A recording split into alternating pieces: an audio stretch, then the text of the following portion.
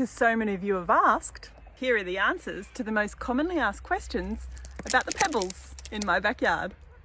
These are 20 ml Tuscan pebbles. When they arrive, they'll have this orange dust on them, but when that washes off, they'll show their true natural colours. We used a porous biodegradable weed mat beneath. But yes, weeds still do appear. They are easy to pull by hand, or I spray them with the organic herbicide Slasher. But what about the falling gum leaves from the trees? How do I keep them clean? Well, luckily the colour of pebbles disguises a lot of the leaves that fall.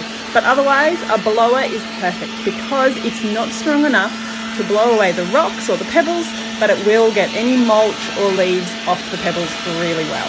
Finally, would I recommend them?